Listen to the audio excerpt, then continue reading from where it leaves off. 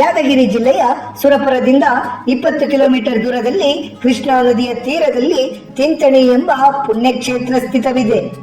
16ನೇ ಶತಮಾನದಲ್ಲಿ ಜೀವಿಸಿ ಅನೇಕ ಪವಾಡಗಳನ್ನು ಮೆರೆದಿದ್ದ ಜಗದ್ಗುರು ಮೌನೇಶ್ವರರ ದೇಗುಲದಿಂದಲೇ ತಿಂತಣಿ ಕ್ಷೇತ್ರವು ಉತ್ತರ ಕರ್ನಾಟಕದ ಅತಿದೊಡ್ಡ ಯಾತ್ರಾ ಸ್ಥಳಗಳಲ್ಲಿ ಪ್ರಮುಖದ್ದೆನಿಸಿದೆ.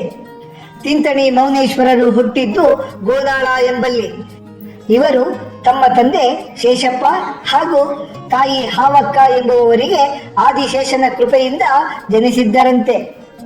ಮಾನವ ಕುಲದ ಉದ್ಧಾರಕ್ಕಾಗಿ ಅವತರಿಸಿದ ಇವರು ಸರ್ವಧರ್ಮ ಸಮನ್ವಯಿಗಳು.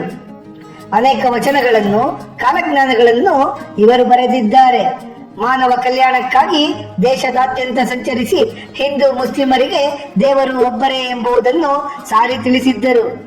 ಇವರು ಲಕ್ಷ್ಮೇಶ್ವರ, ಉಳವಿ, ಕಲ್ಯಾಣ, ವಿಜಯಪುರ, ಶಹಾಪುರ ಮುಂತಾದೆಡೆ ತಿರುಗಿ ಮಹಿಮೆಗಳನ್ನು ಮೆರೆದಿದ್ದಾರೆ ಎಂದು ನಮಗೆ ಇತಿಹಾಸ ತಿಳಿಸುತ್ತದೆ.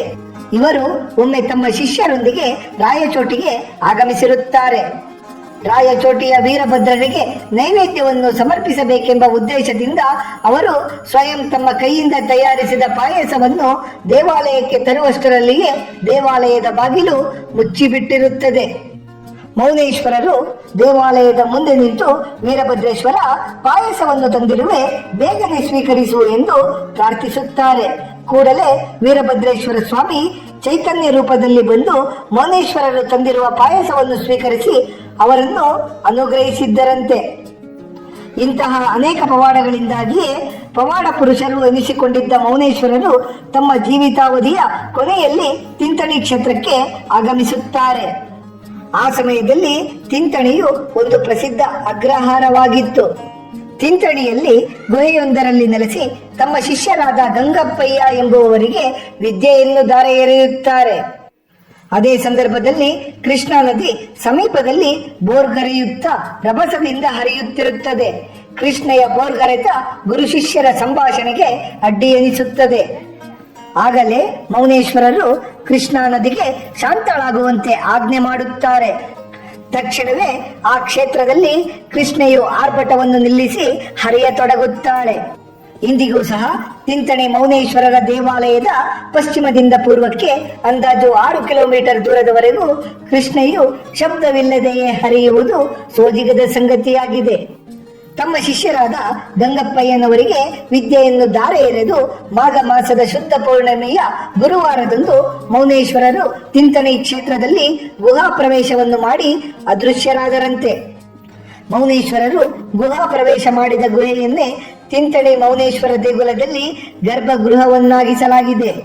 ಈ ಗುಹೆಯು ನೆಲಮಟ್ಟದಿಂದ ಒಳಕ್ಕೆ ಆಳದಲ್ಲಿದ್ದು ಮೌನೇಶ್ವರರು ಬಳಸುತ್ತಿದ್ದ ಹೂಜಿ, ಚಪ್ಪಗೊಡಲಿ, ಪರಶುಬಟ್ಟಲು ಮೊದಲಾದ ವಸ್ತುಗಳನ್ನು ಅದರಲ್ಲಿ ಪೂಜೆಗಾಗಿ ಇರಿಸಲಾಗಿದೆ.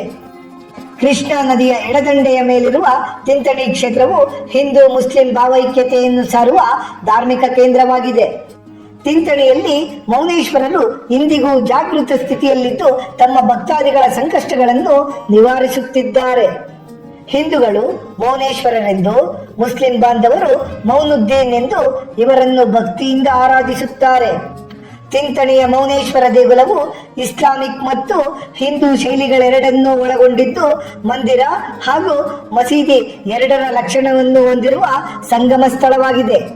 ಪ್ರತಿ ವರ್ಷ ಭರತ ಹುಣ್ಣಿಮೆಯ ಸಂದರ್ಭದಲ್ಲಿ ತಿಂತಣಿ ಕ್ಷೇತ್ರದಲ್ಲಿ ಜರುಗುವ ಜಾತ್ರೆಯಲ್ಲಿ ಕರ್ನಾಟಕ, ಮಹಾರಾಷ್ಟ್ರ, ಆಂಧ್ರ, ತೆಲಂಗಾಣ ಸೇರಿದಂತೆ ದೇಶದ ವಿವಿಧ ಭಾಗಗಳಿಂದ ಲಕ್ಷಾಂತರ ಮಂದಿ ಭಕ್ತಾದಿಗಳು ಆಗಮಿಸುತ್ತಾರೆ. ದಕ್ಷಿಣ ಭಾರತದಲ್ಲಿಯೇ ತಿಂತಣಿ ಮೌನೇಶ್ವರ ಜಾತ್ರೆ ಒಂದು ಭಾವೈಕ್ಯತೆಯ ಜಾತ್ರೆ.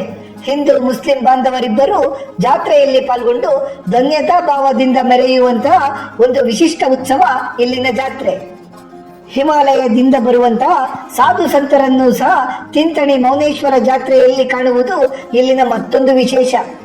ತಿಂತಣಿ ಕ್ಷೇತ್ರವು ಯಾದಗಿರಿಯಿಂದ 70 ಕಿಲೋಮೀಟರ್, ಸುರಪುರದಿಂದ 20 ಕಿಲೋಮೀಟರ್, ಕಲಬುರಗಿಯಿಂದ 125 ಕಿಲೋಮೀಟರ್ ಮತ್ತು ಬಸವಸಾಗರ ನಾರಾಯಣ ಡ್ಯಾಂನಿಂದ 57 ಕಿಲೋಮೀಟರ್ ದೂರದಲ್ಲಿದೆ.